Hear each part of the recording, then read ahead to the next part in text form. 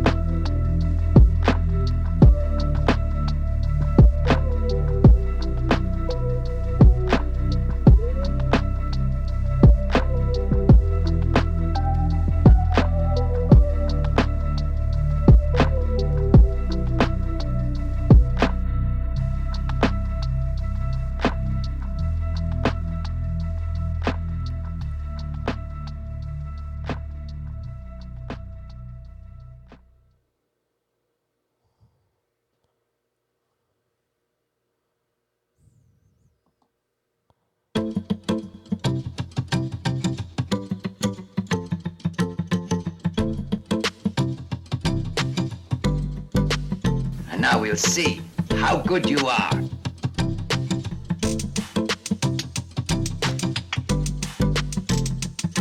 No matter what anybody tells you, words and ideas can change the world.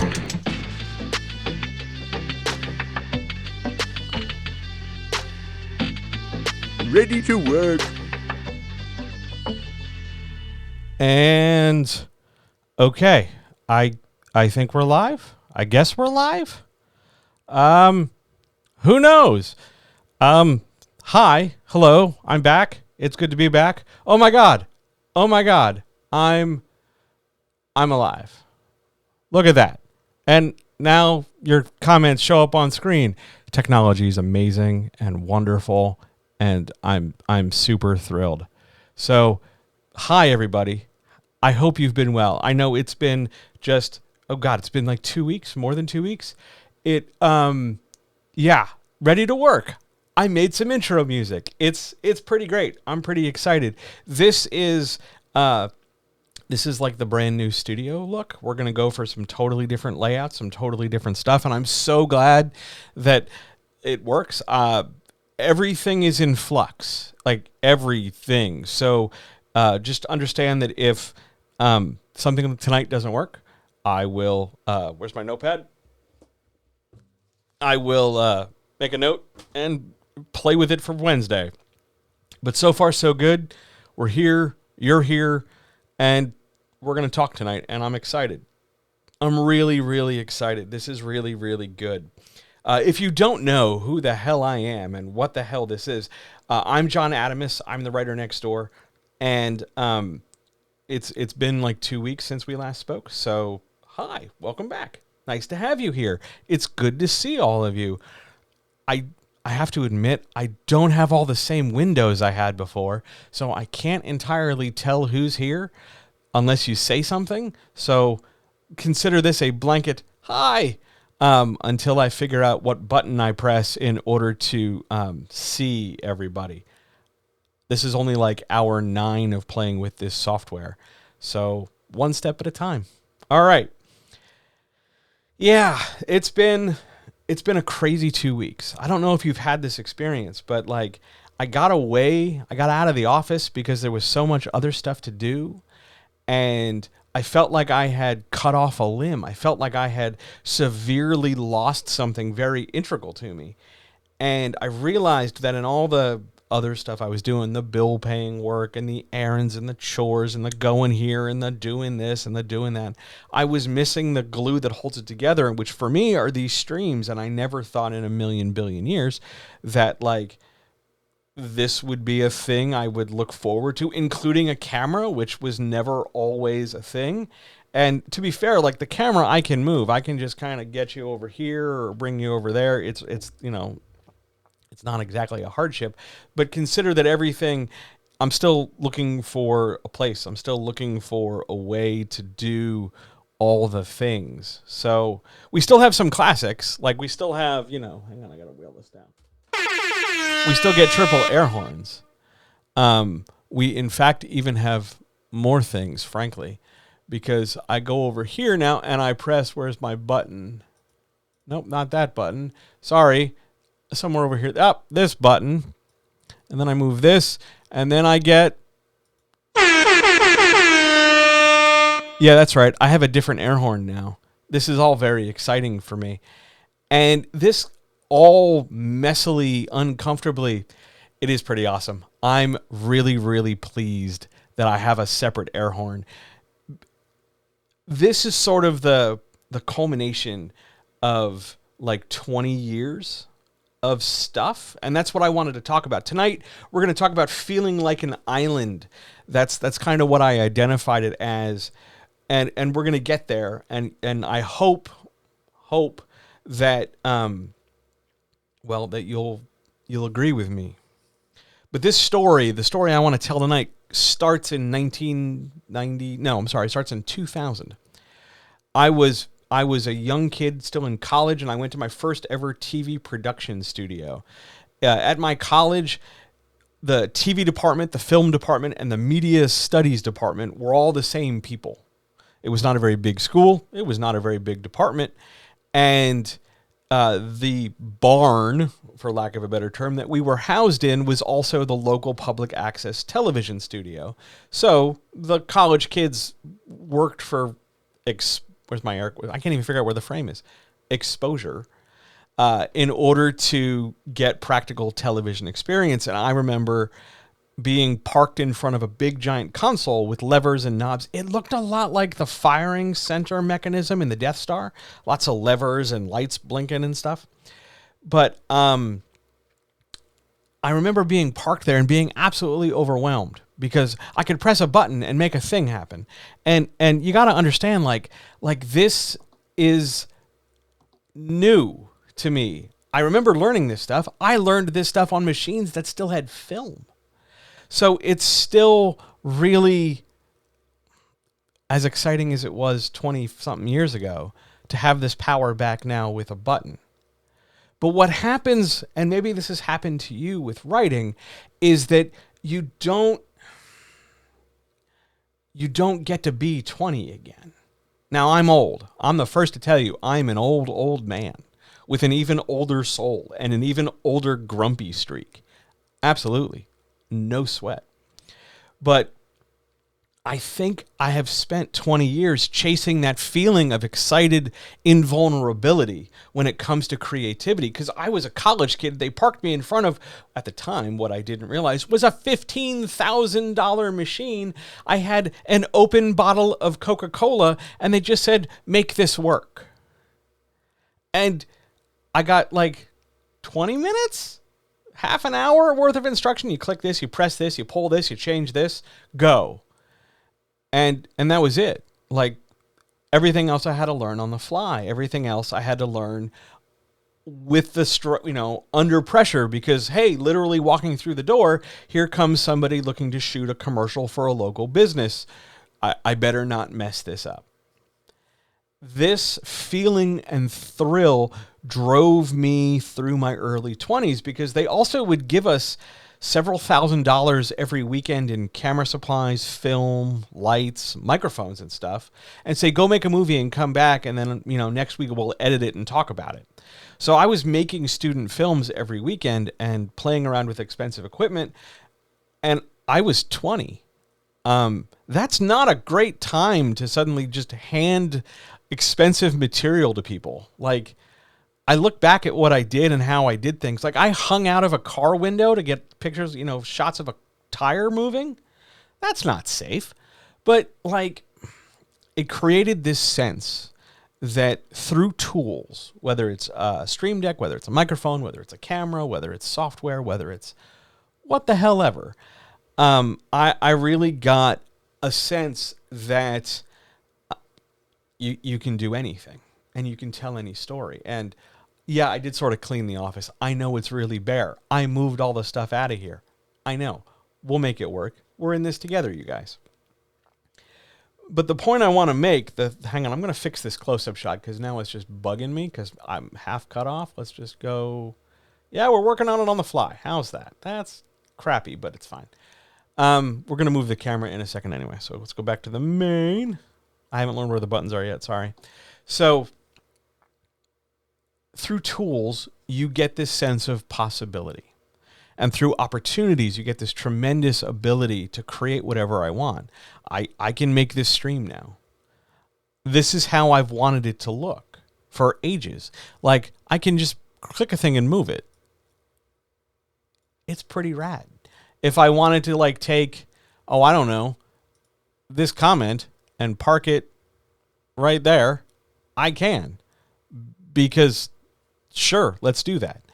So this affords me enormous flexibility and enormous excitement and happiness. I have regrettably not been really excited about work in a long time. It was good. I was satisfied with it. I was doing some great work. You know, if you go back and look at even the metrics for things, hang on, camera moved. The sense of like every sentence is a camera.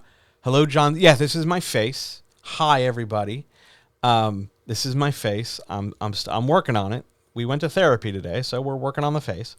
And we're also working on this camera because there's a cat right here and she keeps bumping me. So if all of a sudden the camera blacks out, it's because she walked in front of it, but we're working on it. We're working our way through. Anyway, it's because I shaved, but thank you. It's nice to see you too. The enormous flexibility and the enormous power of things really made a distinct impression. And I think I've been chasing it for 20 years, and I'm so happy to have a chance to have it come back. It's wonderful. But at the same time, the distance between here and there is very apparent to me. I have facial hair. I didn't have facial hair 20 years ago. I also have shorter hair. I had like kind of a shitty, like 20-year-old janky ponytail shit going on. I was gross 20 years ago. I was hundreds of pounds heavier. I'm definitely having a good time. We're going to hang on. Here's what we can do. Watch this. I can do this, and then I can do this. Like, my life is made better with air horns. It's pretty rad. Anyway, in that 20 intervening years, I changed. Some for the better, some for the worse. But I noticed that along this journey to get from where I was to where I am now, I ended up with this feeling of disconnection, this feeling of isolation, this feeling of separation.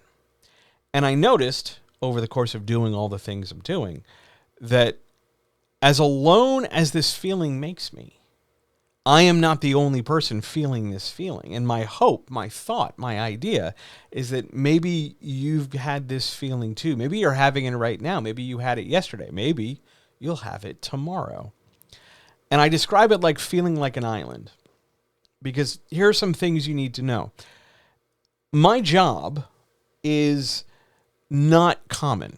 It's certainly not as common as being a writer when it comes to things. But when you look at my job as a writing coach, as a developmental editor, as a creative coach, as somebody who helps people tell their stories, on the face of it, that seems really simple. What do you do, John? Oh, I help people tell their stories. But it becomes so much more complex than that, because their immediate question isn't, oh, what's that like? Their question is, how? How do you do that? And to be fair, it spans and reaches out like an octopus with many tentacles. Sometimes it's editing, sometimes it's cheerleading, sometimes it's just answering questions, sometimes it's streaming writing advice, sometimes it's explaining complicated things in simple, funny ways by talking about comic books and pro wrestling. Sometimes it's complicated things and heavy discussions. But it always comes down to, I help people tell their stories. Now, just by the sound of it, that seems pretty straightforward. That seems like it's very ideal. You're somebody who has a story to tell. You should talk to somebody who can help you tell your story. But when you dig around a little bit, when you go look for a book coach, a writing coach, a developmental editor, you find people who aren't me. You find people who are the top of the professional mountain for one reason or another. Whether that's because they just have a real big following and they can afford fancy SEO, or whether they're just, kind of whores for attention and they're out in front of every podcast and every piece of swag possible. Some people have big, massive classes and they generate loads of attention. Some people are just straight grifters looking to take your money and leave you unsatisfied. And some people are just sort of doing it on the sly, kind of off to one side. They've got their day job. They've got other stuff going on. And all of that's, well, except for the grift and the con, all of that's great. But I don't see them wondering how they're going to eat tomorrow. I don't see them ever stopping and asking, hey, how am I going to keep the lights on at the end of the week when the bills due? And that hit me. That hit me literally where I lived, because I spend a majority of my time wondering how I'm going to eat, how I'm going to keep the lights on, what am I going to do, how do I help people, how do I reach people, how do I do this, how do I do that? And these other people who are doing, by all accounts, by their own accounts, the same job I'm doing, they're not talking about those things. Now, granted, maybe that maybe they have some like cushion. They've got a spouse, they've got a partner, they've got a day job, they've got other money saved up, they're aggressive in their marketing, they've got this, that, or the other, they've got all these things, right? So they can afford to take some risks and they can afford to have a little bit of courage that maybe I don't have. But what it comes down to is it feels like, and maybe it feels like this when you see other writers, it feels like everybody else got a playbook and everybody else got a how-to guide, and I didn't. Now, maybe you're a writer. Maybe you're out there writing and you're watching social media, because we all watch social media. You're watching social media and you're seeing, oh, I got rep by this person. Oh, I got signed for this. Oh, I just inked this deal. I got this done. Here's my book. Buy it here. Check this out. In 30 days, I'm doing this. In 90 days, I'm doing that. There's all these different things and all this different stuff. And it can really seem like you're an island. Like you're alone. Like you're surrounded by water. And there's nobody around, and you're just not sure of what it is you're supposed to do, and it seems like everybody else knows. And it seems like not only does everybody else know, but it seems like they're doing it like infinitely better than you ever could. But then, see, here's the thing, but then you go follow these people, you sign up for their newsletters, you go check out their streams, you do whatever, and you notice they're not doing the exact same thing you're doing. They're doing lower bitrate streams. They're not cranking out audio. They're not jumping across 4 platforms. They're not doing this and doing that. But somehow they're succeeding. And you're left feeling like an island. They're the mainland, way over there in the distance. And you're you, with no playbook, watching everybody else pass you by. Watching everybody else leave you in the dust, feeling alone and disconnected and frustrated. And that's the thing that drove me for 20 years, because it turned into something aggressive, right? It turned into this idea of like, I'll just grab everything by the collar and shake until I get what I want. And that's fine in the short term. That's okay when you're 20 and you're angry and you just want a fair chance. And that's okay when it's your first book and it's your first draft and you're just banging the keys triumphantly trying to get done all the stuff you're trying to get done. But as time passes, that feeling of an island gets worse and the tide comes in and you feel smaller. Maybe you've had that experience. Maybe you know something of what I'm talking about. Maybe you know what it's like to feel like the rest of the world is doing something and you're barely getting by doing what you think is the same thing. That feeling sucks. And I I hereby formally, and maybe I should have put on a collared shirt for this, or at least like a Wu-Tang t-shirt or something. Something with a pattern. I'm wearing a blue t-shirt for Christ's sake. But I hereby formally challenge any and every writing coach, book coach, creative marketing consultant, creativity consultant, etc. I hereby lay out the gauntlet. Why are you not talking about the hard stuff? Why are you letting people feel like islands? Why? Why do we do this? Why do we feel this way? That's the space I'm sitting in right now with my brand new fancy graphics and my spiffy, this and that, and all my buttons and all my things. This matters because writing matters, because art matters, because you're out there writing whatever you're writing. You're out there making whatever it is you're making. And if it's anything like me, if you're anything like me, you have felt like other people are like light years ahead and that they're accomplishing 10 times as much. And because you read the advice, because you hear it time and time again. Oh, well, it's not a competition. Oh, you just got to let it go and focus on you. And it's always, always easier said than done. Always. Every time. But it's still important to do. It's just not easy to do. We're out here feeling like islands, and my proposal to you, people here, people watching, people listening, is that we might be islands, but we're an archipelago. We're a series of islands really close to each other. We just aren't taught to think about it because it's easier to feel alone. It's uncomfortable. It's negative. We get to beat ourselves up this way, and writers are habituated through a number of things, social media included. We're habituated to feel like it's never going to be good enough and it's never going to be perfect. Like Wile E. Coyote, we will always be 2 steps behind the Roadrunner. Meep, meep, as off it goes. I should add that button to the list. But the point I'm making, the thing I'm thinking about right now, is that we can capitalize on this disconnect. We can do something with this feeling. We can turn it not into an aggressive thing, not into a challenge thing, not into a big chip on a shoulder kind of thing, but plain and simple, we can focus with it. Because let's break down what it is we're doing.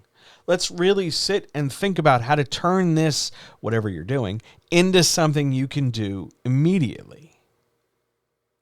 You're out there writing. Okay. What are you writing? Any book, any genre. Great. What draft number are you on? That's going to immediately tell us what the next steps are. Is this your first draft? Your job, your only job. Here. We're going to go close. Look, right here. Nope, the other way, John. Here, right here. Look. Your only job, if you're writing a first draft, is to finish that first draft. You got me? Ow. I gotta move the microphone next time I do that. That's your only job. Just finish your first draft. If you're not on your first draft, well, your job is to finish the draft and get ready to move forward with whatever the next step is. So we're going to add all the way through. We're going to turn our single island into an archipelago. Not only because you're a writer and they're a writer and that person's a thing and this person's a thing and we're next to each other, chain. But now we're going to turn our tasks into an island and make an archipelago. First draft, you just got to finish. Doesn't have to be good. Honestly, probably isn't going to be good. Doesn't have to be good. Just needs to be finished. You can iron it all out later, whenever later is. But you just got to finish. Now, that's going to have big, giant effects on you. That's going to give your island a little bit more landmass. Because, oh man, you finished a first draft. Do you know how hard that is? Do you know how many people start and never finish? All right. hang on. I do want to say this. Hang on. We're gonna press a button here. Look, I do want to say this. I know a lot of people will tell me at this point, John, I've already finished a first draft. I'm stuck on a second draft. I'm in the middle of my third draft. I'm in the middle of my fourth draft. I don't know how to tell you this. What you're calling your second, third, fourth draft, if you've been with it for a long time, because you're constantly reinventing the wheel and constantly reimagining all these pieces, it might be your fourth draft, but you were treating it like the first draft of a whole book. So just finish whatever draft you're on and then move forward to the next step. Stop trying to reinvent the wheel and just finish it. And if that means you have to ask a billion questions, then ask a billion questions. Get a glass of water, or in my case, tea, and ask every single question you have literally any time. That's the point. That's how you're going to get better at this. The only thing someone helping you cannot do for you is do the writing for you. Though arguably, I suppose you could outsource that, but that's a different discussion for a different day. But if we're making an island into an archipelago of tasks, early drafts, just finish your draft. Just finish your draft. One step at a time, one paragraph at a time, one page at a time, one chapter at a time, one beat at a time, one plot point at a time. What happens next? What's the most exciting thing that could happen? What's the most dangerous thing that could happen? What are the consequences of having that thing happen? What happens next? And then what happens? And then what happens? And then what happens? Until you're done. That's your draft. Now, if you're deep in your drafts, past your first draft, you've got to start thinking about the next step. So let's add an island to our archipelago. Our next island is revision or rewriting. And that's where we're going to start to make some of the decisions you didn't make before. So we're still finishing another draft. We're still doing the same thing, but now we're adding more landmass. Now we're making another thing. What do? We start looking at paragraph length, sentence length, complexity of plot. Do we have themes? Is it organized? Are you writing all in the same tense? Are you doing your best to stick to whatever point of view you're sticking to? That in itself can be difficult, but it's a skill you need to have. It's important because remember, this isn't school where you're going to get a grade. This is a reader, and they're going to read your book and leave a review. And the internet, I don't know if you know this, the internet is kind of, sort of, almost forever. So you kind of sort of want better reviews than worse reviews. I should put that on a t-shirt. But the idea is you're going to want to do your best job. Not the fastest job. Not the job you think everybody else wants to read. Not the job that you think will sell better just because you think it's important to sell well. Do the best work you want to do. Because this is your island. It's your thing. That's the one element in creativity nobody can take away from you. Everybody can complain about a load of shit here. But if you've crafted your story, if you're doing your job, if you pay the money per month to get fancy studio equipment and studio software, even if you're the only writing coach in the world who's rocking this way, well then, if it makes you happy to do it, do it. Finish your draft. Work towards the next step. But let's say you've done that too. Let's say you've been rewriting and rewriting and rewriting and rewriting forever. How do you know when you're done? Time to add another island to our archipelago. So in this case, what we're trying to do is figure out when to stop. There are two ways to approach this. One, you can, if you want, work from the reader perspective and think about the story being done when the reader has read XYZ things in XYZ order. This is why outlining often helps because it's a roadmap. If that doesn't work, if that's not feasible, come at it from a writing perspective. You knew what you wanted to say. You knew the things that you wanted to have happen. Just get them down in order, one step at a time. The important thing here on this third island, this fourth island, this sixth island, whatever island this is that we are constantly polishing and poking and prodding and trying to expand that landmass so that when it comes time to realize whether or not we're truly alone in the ocean, where's my camera? Ocean of creativity, we get a real sense of, well, I've got good land here.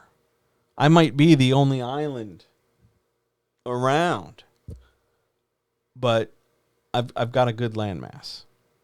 I'm happy with it. So we sit and we write, and we try to finish, we try to polish. But eventually, it's as polished as we can make it. It's as done as it's going to be. It's as set up as it's going to get. And it's time to turn it out and put it into the world. And here's where the island comes back to get us, like it's that later season of Lost.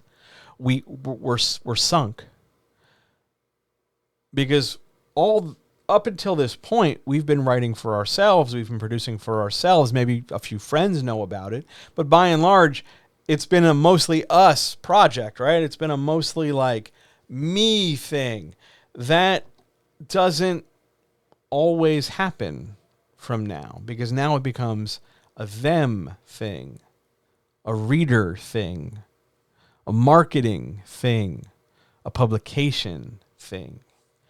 And that really screws with people, mostly out of fear, but also out of some kind of strange expectation they may have, that things are supposed to move in a certain order or happen in a certain way or happen via a certain means with a certain company at a certain time to a certain degree. And they're trying to force a particular set of events rather than just whatever happens, happens. And I'm not saying that you shouldn't aim for a particular publication, a particular representative, a particular this, a particular that. I'm not saying that at all. But I'm also not saying you should sign with the first thing that takes you, the first thing that pays attention to you, because maybe they're scummy. Maybe it's a scam. Do some homework, find out. Just because it looks too good to be true, it possibly is. You get some say here, but when it comes time to market and come time to talk about your work to the world, feeling like an island, feeling disconnected, feeling like you've been surrounded on all sides by water forever can make this a very lonely and frustrating process.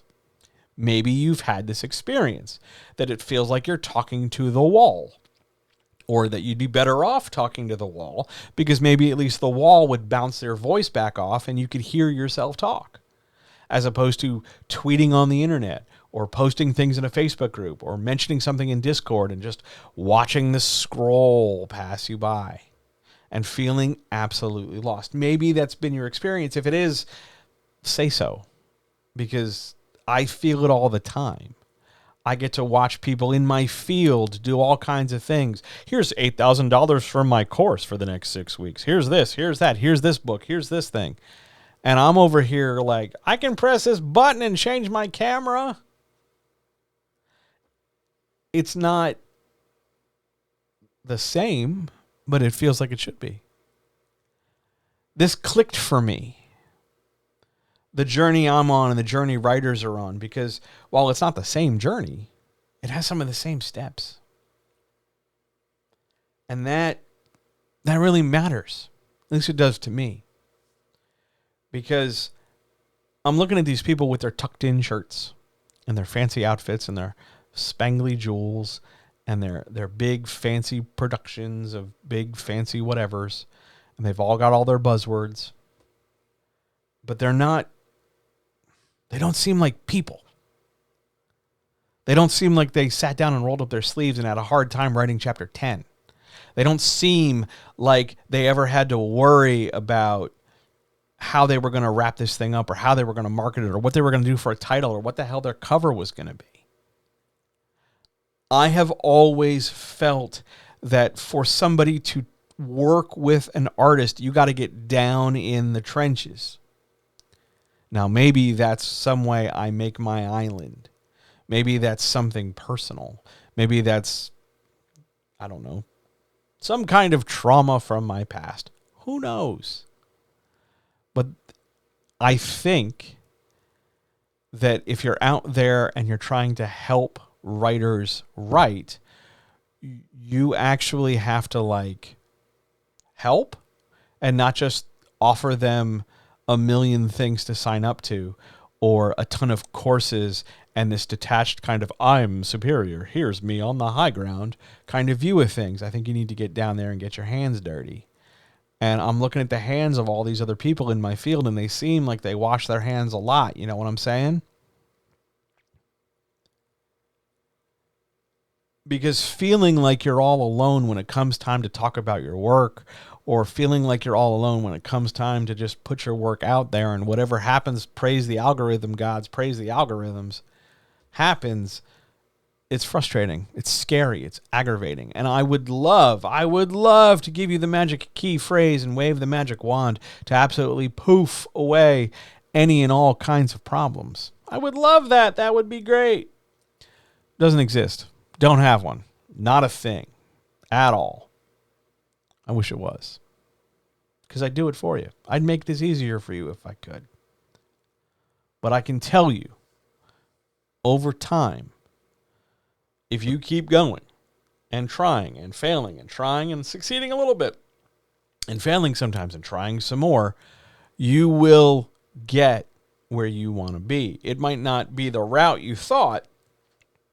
You might end up one day being in your mid-40s looking around going, oh my God, that time I was in the production studio and, you know, the future governor of my state came in and cut a promo on, you know, the basics of wearing a seatbelt. I remember that. And then somebody sneezed and he yelled at them. You might find yourself drawing parallels from all these different experiences. I know I am, as I sit here sipping my tea.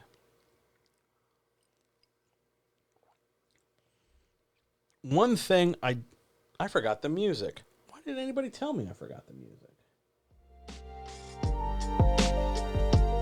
I can't believe I forgot the music. It's over there, blinking away at me. I'm so sorry. Now the music's back. Anyway, this is where things are. I'm feeling like an island, desperately trying to make an archipelago. I hope you'll join me. I got really frustrated the last 2 weeks. Really frustrated the last 2 weeks. Hang on, I'm moving the camera. I'm moving everything. Ugh. I got really frustrated the last 2 weeks. I mean, I'm even getting frustrated now just thinking about how frustrated I got. Because I want badly for this to work. And why am I cutting out on my own camera for a minute? Can I zoom out? Hang on. We're having a technical moment. Can I? Hey, look at that. I can. I got really aggravated because I'm looking around and I'm watching like this person and that person and this person succeed. Have you ever felt that? Have you ever had that experience, that moment of like, holy shit, everybody else is doing way better than me? And does it make you mad? Do you just want to like stomp around the house and freak out the cats and grumble and then figure, the hell with it, I'll figure it out later, and then you go off and do a couple chores? Is that just a me thing? Am I the only one here who's ever had to like sit there and just watch other people succeed? And you're wondering, when is it going to be my turn? And you're this island in the ocean surrounded by water and you're just aggravated by it? Well, it gets worse. I'll complicate it one more time. I'll compound it one more time, because there are times where I know the solution. I know how to fix it. I know what to do. I just need to put the camera on. I just need to put the light on, which is crooked. I just need to fix the microphone. I just need to start talking.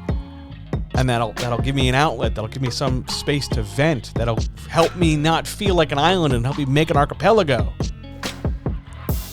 But here we go. What if I'm talking to the wall again? And I spiral. Maybe you do that too. Well, yeah, I could do that, and here come all the excuses. Here comes a big old excuse train. I could do that, but who's going to pay attention? Who's going to care? Who's going to say yes? Who's going to say anything? Am I going to be talking to myself? What if the chat gets really quiet? What if the cat walks by? What if the power goes out? What if my internet connection blows? What if this? What if that? I should just give up. I should just stop. What if my book doesn't sell? What if I can't finish my chapter? What if, somebody else writes a better book? What if I only sell 5 copies? What if this? What if that? Over and over, here come the excuse trains. And it sucks. It just sucks.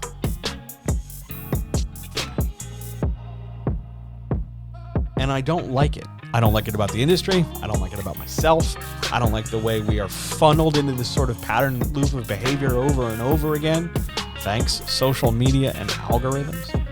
But here we are, doing our work, doing our best work, but feeling like we're just an island, trying to reach out to somebody else, some other island that may be right next door, but it could also be 2,000 miles away. So what's my point? What am I saying here? What is all this? Why does this matter? Well, frankly, it matters because you matter. And it matters because your book matters. And it matters because your art matters. And it matters because when I was 20 and I was pressing buttons, yeah, I was working for free on a Sunday afternoon with, stupid public access television political commercials. But it mattered then because it brought me here. And your book, wherever you are, however long you've taken to write it, writing whatever you're writing, making whatever you're making, that matters to you because you're making it, and it matters to you because of what it represents in the future, whatever that might be. Now, I don't know what you're writing. You haven't told me. You feel free to, jump in chat and tell me. But the best thing you can do, and if you're listening to this, by the way, podcast people, if you're listening to this, just, I guess, say it out loud and see if anybody responds to you talking to yourself. Let's do that. Or leave me a comment wherever you pick up this podcast, and I'll be sure to talk back to you. Why did it beep like that? Oh, sorry. I pressed a button. Anyway, the important thing here, as we pivot from the first 42 minutes to the next section of feeling like an island, is that I need you to know you're not alone. I need you to know you're not alone. And that your art is valuable, and that you're valuable, and that you matter. I am playing music. That is on my end. That's over here on this slider. I'm writing adventures for my friends to play through, and hopefully one day my daughter. That sounds amazing. But yes, I am playing music on this end. I would turn it down? Sure, hang on. Is that better? It is down a scoosh. Let me know if it's still too loud. I will fix it. Yeah. I put it on a separate channel. It's a technical thing. Better? Cool. Awesome. Glad to do it. Happy to do it. Thank you. Actually, you know what I'm going to do? I'm going to take a pen and stick a little note on there. So now I know. Don't go above that line. I apologize if it's been too loud. Was not my intention. Sorry. But fixed now. So there you are writing stuff. There you are making adventures for your friends to play through and your daughter one day. Yeah, that's great. I hope she enjoys it. It all matters. It's all good. You matter. It's worth it. But the thing I must stress, the thing I have to get across, the thing I have to tell you over and over and over, and we're going to go close for this. Look, it's hard work. It's hard work. This is not easy. It's not going to suddenly get easier. But you can get better at doing it. You just need to try and not give up. So I keep telling myself as I sit here looking at my camera, looking at the microphone, looking at the graphics, hoping upon hope that this keeps working, because I think it's going pretty well. It's hard. And it's okay to feel like an island.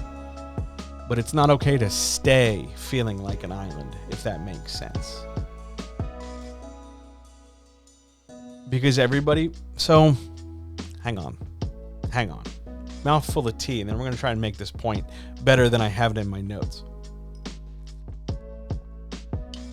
Look, the horse shit everybody tries to peddle when it comes to imposter syndrome is that we all feel this way so that it's totally fine, which is like half true, because we all totally feel that way. The problem is that that doesn't actually address the fact that you feel it. That's a real big problem. That's a real issue. Because it's sort of like, well, everybody breaks a limb, and then you just walk away. What the hell am I supposed to do with that information? Yes. We all feel from time to time like we are not good enough, like we can't succeed, like we're missing something, like everybody else got a playbook and we didn't, like we're never going to make it. We all feel that way. The issue, the thing, is that we don't have to stay like that. And it's not like we're powerless against it. And that is a very good point, that it is common, and that's not necessarily the same as fine, which is true. Because it's not fine. It's kind of garbagey. The thing of it is, the heart of the issue, is that when you feel like that, when you feel like everybody else is passing you by, everybody else is lapping you in the big Mario Kart race that is life, when everybody's just doing more and better and it seems like you can barely scratch out anything, now, the tech bros will tell you that's when you gotta hustle harder, which is a great way to burn yourself out, because honestly, they would prefer you burn out than succeed, but that's a different discussion for a different day. The thing to do when you feel like the world's just way ahead and you're way back is to stick to what works and do more of it. Not harder, not faster, just keep going. Because this is so much more frequently a marathon than it is a sprint. Books take months or years to produce, not just write. Writing takes as long as writing takes, but it also means weeks and months and even years of getting a book on a publishing schedule if you're going traditional publishing, or laying out a whole franchise of books self-published and then hoping eventually the algorithm catches up or your marketing improves or that your budget improves so that you can do more marketing in the first place. Lots of variables here. This is a marathon way more than it's a sprint. It's an archipelago way more than a single island. So when you feel like, what the hell's the point of all this? The best thing you can do is stick to what you do best. Maybe that's right. Maybe that's, organizing and then writing. Maybe it's just knocking out one thing after the next, after the next, after the next, after the next, when it comes to finishing your book. Maybe it's, writing down every question you can think of. Not all at once, but when you think of it, grab a piece of paper, write it down, and the next chance you get to ask somebody the question, you ask. It's going to take some bravery, but you've been brave this whole time, making your art in a world that seems like it's, not paying attention to you. You're doing plenty. You're doing fine. Everything's going to be okay. It's not going to feel that way all the time, and frequently more and more, especially out that window and out that door, it doesn't feel fine, but you're making your art. And when you feel like you don't belong, remember that your art always belongs, and that since you're the artist making that art, somebody's got to make your art, you therefore belong. Also something I should put on a t-shirt somewhere. Maybe a big-ass bumper sticker. Who knows? When I relaunch the merch store, that's what we'll do. Now, I do have to apologize because it's only been 49 minutes and I've burned through my outline, mostly out of nerves. So maybe this will just be a short one with a short podcast. But it's hard, And I know it's hard, and I'm sorry. I want to apologize on behalf of an industry of which I am tangentially connected. I'm sorry not enough people are honestly talking to you about how hard it is. I'm sorry that we elected somehow to prioritize the hyper-successful rather than the hyper-diligent. And I'm sorry that too many people are looking to make a quick buck in a long move than, teaching consistent progress.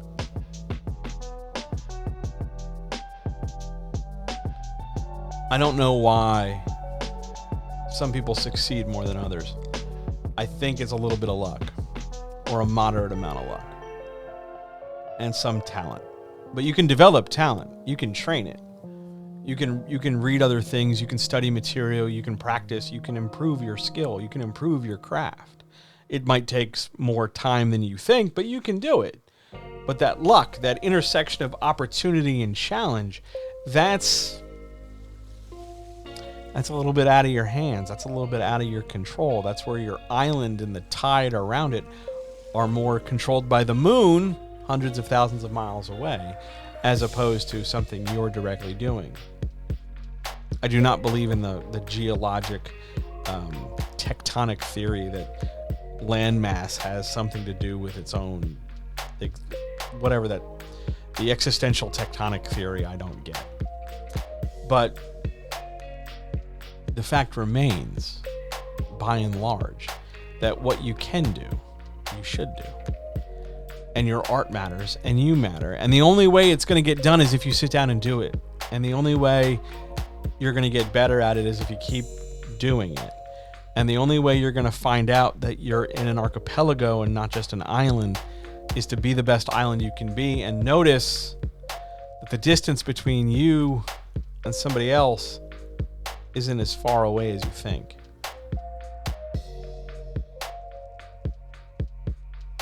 That's the last note I had in my notes. Shit. But all the same, yeah, I've been sitting on this for like 2 weeks. And here we are. And people showed up. And I'm satisfied. Do I feel like I have cracked open the heavens and poured forth the ambrosia of genius? Not really. It's a Monday. It's been a long day for many of us. But here we are, getting back on the horse, doing the best we can to keep riding, keep moving, keep writing, keep making. I look forward to getting better at this over time. I learned an important thing about the music. It no longer needs to be nearly as loud as it used to be.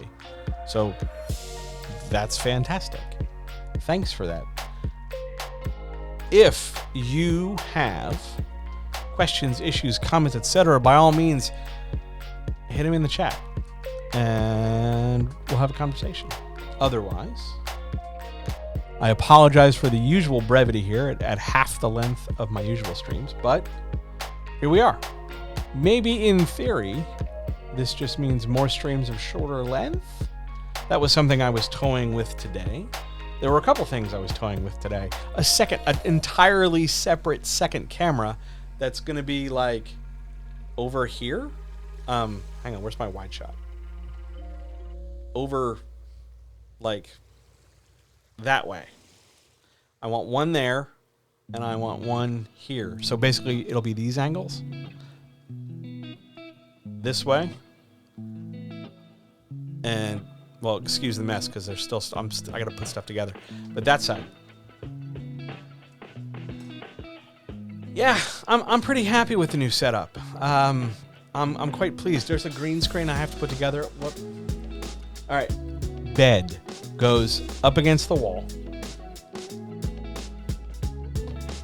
That wall. All that stuff gets moved. Green screen goes up there. I want a second camera on a tripod straight behind me, shooting against that wall because I have more things to teach. And at some point, I need to be able to stand to do it. And if I stand here, you're going to get like mid-nipple John, which is not a great John. But if I shoot at a camera with a distance, I can pull it off. And there are graphics and things and all different kinds of stuff. I thought about a chalkboard, and I thought about taking one of the dry erase boards, which is over here in this other room, and moving it in here. But I got better at doing it virtually, and I don't have to worry about my handwriting that way, because my handwriting, I've been told, is atrocious. So to preserve everyone's sanity about my handwriting, I've started moving more digitally and more graphically and more virtually. You'll see some of that on Wednesday with the chat, because the chat's layout is, the chat's layout has like pieces. So that'll be fun. But yeah, we're going to teach out of that corner. We're going to stream in this corner, and I'm going to paint the wall over there, and I'm going to bounce more light off the ceiling. It's a whole setup in progress. I'm quite pleased. So yeah, thanks for being here. Sorry it wasn't 2 hours. I kind of fumbled a little. Yeah, I'm real happy with it. I'm real happy with it. It's been a day of poking around it. It's a very fancy island. Hang on. We're gonna do this. I am now like radically, deeply pleased with. Hang on. If I do that and then put it back. Yeah. It's pretty rad. This software is fantastic. I've been eyeballing it forever, and I never pulled the trigger. And so now I pulled the trigger, and here we are. So cool. Other questions, issues? Let's see. The writers chat will be back at 7.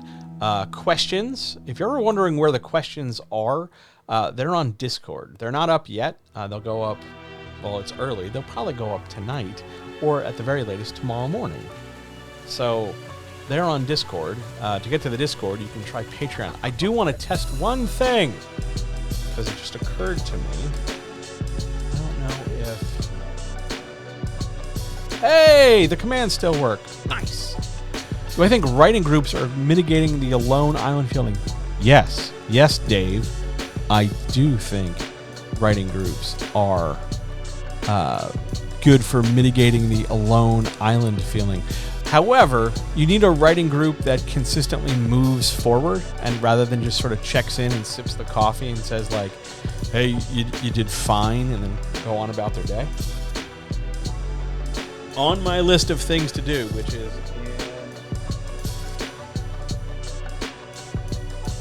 in this notepad,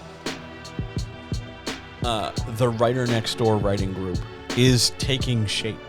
It's a thing I'm going to work on. When is it scheduled? I have sit down and think about it time tomorrow, so that'll happen. But yes, I do think a writing group is great for mitigating the alone island feeling. What a fantastic question. Thanks, Dave. Good stuff.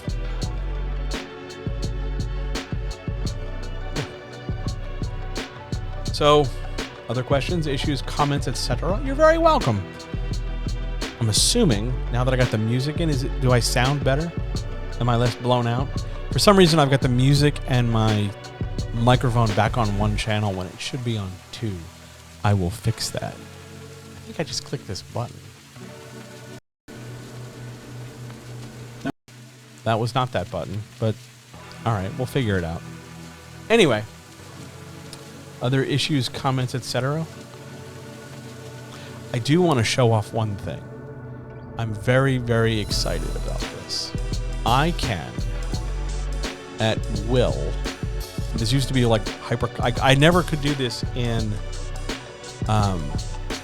OBS, but I can do it here. I can just plunk down. Gotta put it over here. I can just plunk down timers now. I can't tell you how excited this makes me. The amount of flexibility I have, what this is going to do for the Wednesday chat, what this is going to do for Zoom in general, because this is now my Zoom feed. My OG Zoom feed, which is just for the podcast, is now over there. I think I can even share my screen. Hang on. Let's press a button. Let's just try, right? We're going to try this. Here we go. What if I press...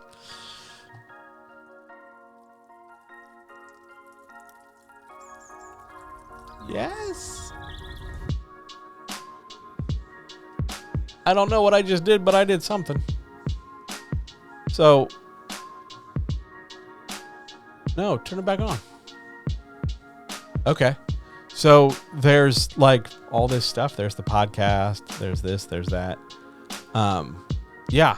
I don't know what half this stuff does yet. I'm very thrilled.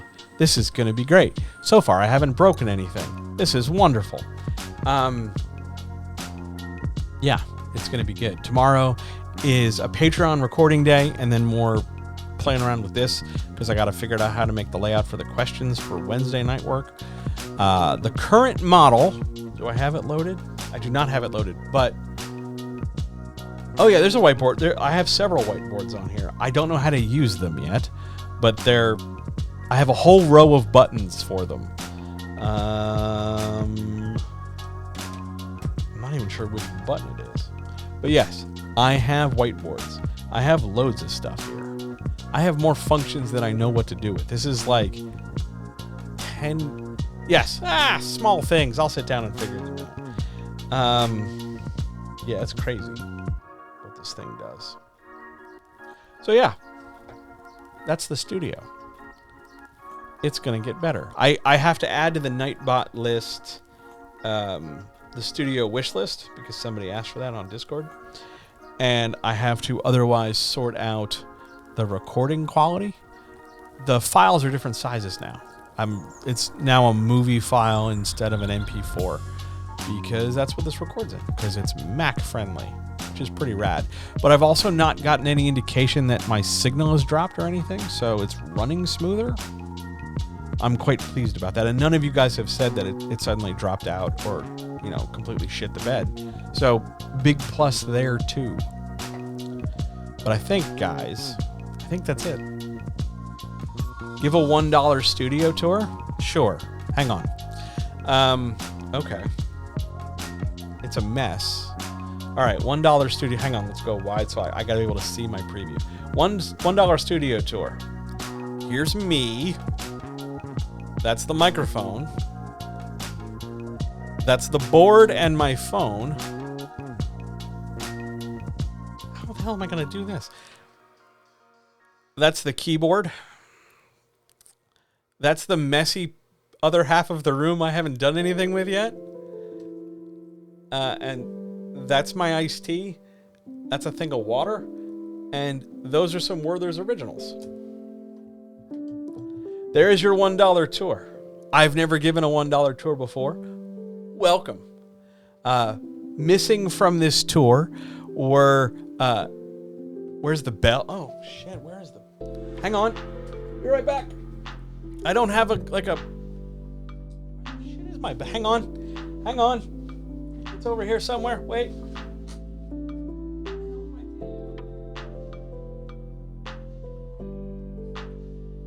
It's in here somewhere. I think it's under 3 of those boxes. It's in here. I know it's in here. It's not on the desk. I had it and I moved it so I didn't drop it, and I put it somewhere where I wouldn't forget, and I've forgotten it. I think it's over there. Wait. I think I see it. I love how this is really important stuff, you guys. Totally helping. There it is. Aha! Oh, yeah. Now we're like a real Twitch streamer, right? It's a mess.